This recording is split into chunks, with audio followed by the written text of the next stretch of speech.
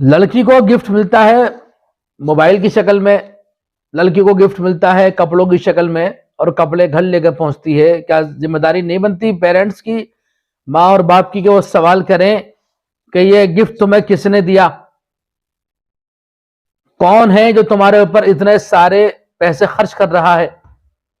کون ہے جو تمہیں اتنے مہنگے مہنگے گفٹ دے رہا ہے؟ ہمارے ایک عزیز دوست نے ایک ہوٹل سے ایک لڑکی کو نکلتے دیکھا تو 15 کے قریب، 15 سے 20 کے قریب اس کے پاس گفٹ موجود ہے. اب وہ 15 سے 20 گفٹ لے کر جب گھر پہنچے گی تو کیا گھر والوں کی ذمہ داری نہیں بنتی وہ سوال کریں کہ گفٹ تمہیں کس نے دیے؟ کون اتنا بڑا بیوقوف ہے کہ جو تم پر ہزاروں روپے خرچ کر رہا ہے؟ کون اتنا بڑا بیوقوف ہے جو تمہیں مہنگے مہنگے موبائل گفٹ کر رہا ہے؟ کون ہے؟ کہ سوال نہیں بنتا؟ ایک دوست نے بتایا کہ وہ اپنے خاندان میں بیٹھا ہوا تھا، وہاں پر اس کے کزن بہنیں بھی موجود تھیں. تو ایک بہن نے بڑی مہنگی گھڑی پہن رکھی تھی. اس نے پوچھا کہ وہ دیندار لڑکا ہے، اس کو فکر ہوئی، اس نے پوچھا کہ یہ گھڑی تمہارے پاس کہاں سے آئی؟ بڑی مہنگی گھڑی لگ رہی، کہاں سے آئی تیرے پاس گھڑی ہے؟ تو وہ بہن نے کہا کہ مجھے گفٹ دی ہے. پوچھا کس نے گفٹ دی ہے تجھے؟ کتنے روپے کی ہے یہ؟ کہ 3800 روپے کی. 3800 روپے کی میں کس نے گفٹ دی ہے تجھے اتنی مہنگی گھڑی؟ سہیلی کے بھائی نے یہ گھڑی سعودی عرب سے مجھے بھیجی ہے. 3800 روپے کی گھڑی بہن بیٹی کے ہاتھ میں موجود ہے، ماں وہیں موجود ہے، اور ماں کو اس گھڑی کے ملنے پر یا دوسرے کے سوال پر کوئی پریشانی نہیں ہو رہی ہے، بلکہ ماں خود اس میں برابر کی شریک ہے. کہاں وہ بھیجتا رہتا ہے سامان، اس کی سہیلی کا جو بھائی ہے وہ سامان بھیجتا رہتا ہے باہر سے.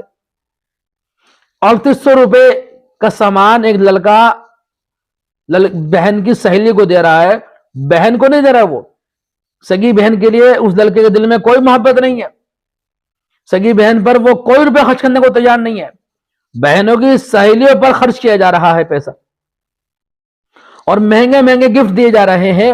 کیوں آپ یہ محسوس نہیں کرتے کہ جب ایک آدمی ہمارے اوپر خرچ کر رہا ہے اور وہ ہمارا رشتہ دار بھی نہیں ہے، وہ کیوں ہم پر پیسے خرچ کر رہا ہے؟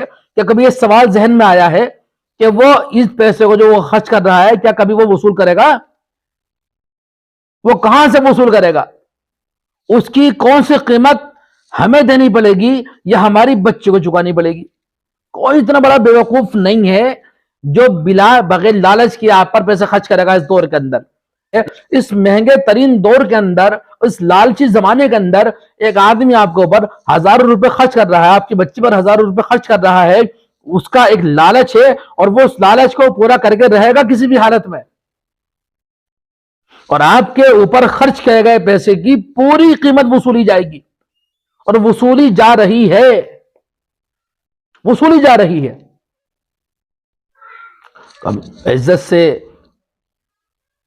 مال سے، اور الگ الگ انداز میں، الگ الگ طریقوں پر آپ کی عزت سے ان گفٹوں کی قیمت وصول کی جا رہی ہے اور کی جائے گی.